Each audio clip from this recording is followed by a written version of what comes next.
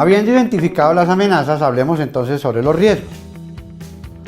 Como estamos hablando de factores de riesgo público y estamos hablando de conducta, de la conducta humana, y estamos hablando de situaciones intencionales, pues hablemos de situaciones de agresión. En situaciones de agresión, pues lo más común son agresiones con armas, de manera individual o de manera colectiva, o sea, de manera individual a personas, al mensajero, al vigilante, y de manera colectiva, pues estamos hablando de situaciones de agresión, un atraco bancario, un atraco en instalación, un atraco a un equipo de trabajo, un atraco a una flota de transporte, todo esto con armas. Hablamos de situaciones de agresión también sin armas. Aquí hay un factor que tener en cuenta, y es que cuando hablamos con armas nos referimos básicamente a armas de fuego. Pero recuerden que situaciones de agresión también se dan con armas blancas, con ácido, con algunos productos químicos. Hablamos de dominar las personas, lo que conocemos coloquialmente como la escopolamina. O sea, todo esto son situaciones de agresión en las que se pueden usar armas de fuego, armas no letales, armas blancas, productos químicos, ácidos, etc. Y estamos hablando también de agresión sin armas, en donde la fuerza física es el elemento principal. Y entonces una persona que pretenden dominarla a la fuerza, con 2 o 3 personas, etc., pero sin armas. Aquí hay un elemento importante que hay que tener en cuenta, y es que en términos legales a veces se dan algunos problemas en las investigaciones o en las denuncias, porque delincuentes usan hoy por hoy también armas de fuego, por ejemplo, que no son reales, son de juguete, y algunos otros tipos de elementos que quisieran dar la sensación de ser un arma contundente, de ser un arma blanca, de ser un arma de fuego, pero que en la práctica no. Pero de alguna manera la víctima está siendo intimidada con una aparente arma y la víctima está tomando ese tipo de agresión como si fuera real, y es muy difícil evaluar en el evento de una situación de inminente agresión qué puede ser real o qué puede ser un arma de verdad o qué puede ser un arma de juguete. Otro aspecto común en las empresas de los riesgos es una cantidad de conductas que tienen que ver con situaciones de corrupción. Y en eso sí que estamos en un ambiente propicio de alguna manera para que este tipo de conductas se puedan dar. Nosotros somos de una cultura en general en nuestro ambiente del dinero fácil. Y entonces personas interesadas con situaciones de relajación moral, pérdida de valores y demás, son personas muy susceptibles a situaciones de corrupción. Y eso genera una cantidad de problemas internos y una cantidad de conductas internas en las empresas que de alguna manera se reflejan o producen situaciones que generan una cantidad de factores de riesgo público.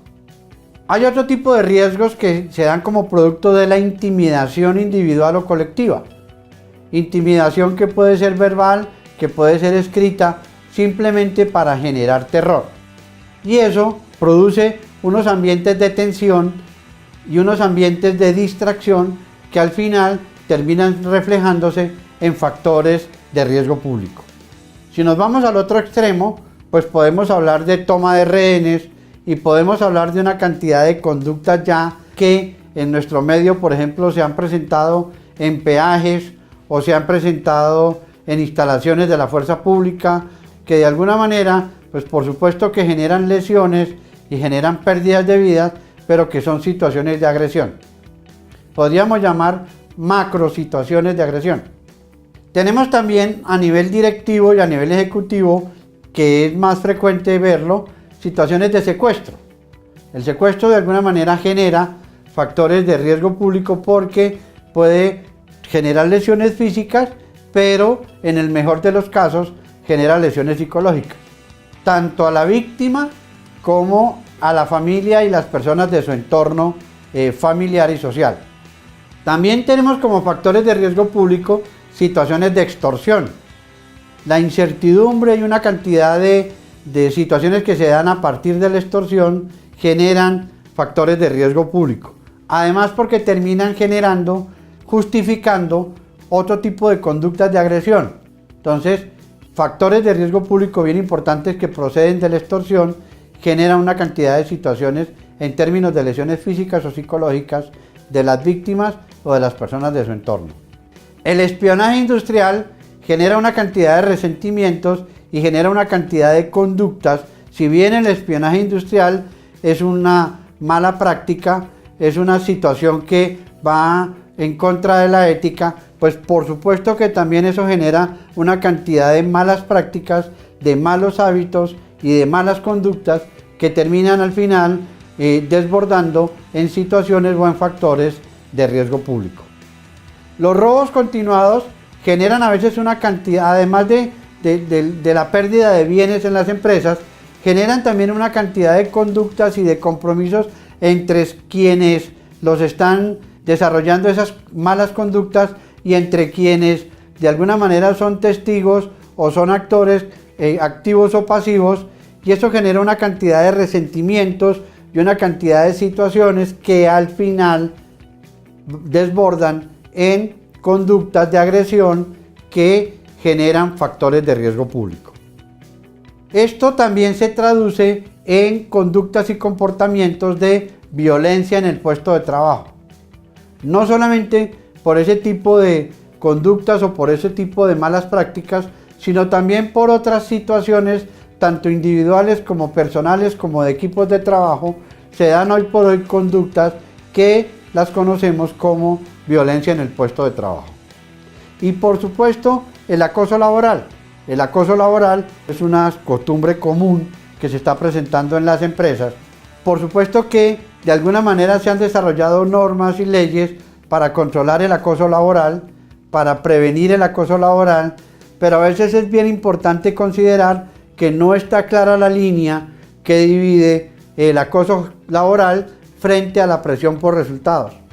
A veces lo que pareciera ser presión por resultados termina siendo acoso laboral. A veces los jefes o los supervisores terminan mostrando como presión por resultados, ciertos subgobernados terminan identificándolo o percibiéndolo como acoso laboral.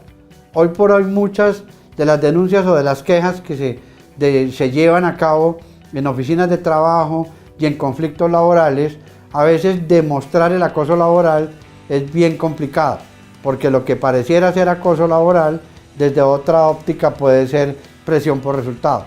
Entonces, es bien importante poder definir esa línea y poder diseñar políticas, poder diseñar manuales de procedimientos, poder diseñar estrategias en donde esa línea, ese límite quede bien claro en las empresas, porque situaciones de acoso laboral generalmente desbordan en conductas de violencia en el puesto de trabajo o en una cantidad de resentimientos que impactan el ambiente laboral y que al final se reflejan en situaciones de agresión o en conductas de agresión y terminan generándose factores de riesgo público internos o por causas internas en las empresas.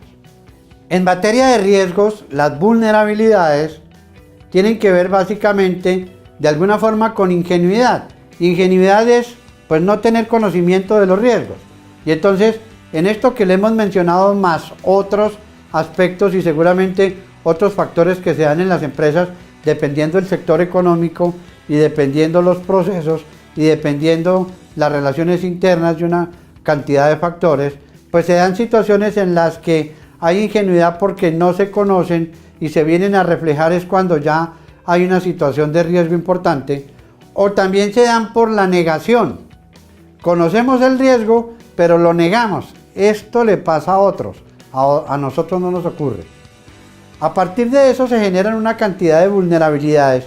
Tenemos claro el riesgo, pero lo negamos y pues estamos de alguna manera elaborando una cantidad de vulnerabilidades que seguramente nos van a generar problemas y mañana eso se nos va a reflejar con una situación de salud laboral importante en lo que tiene que ver con factores de riesgo público.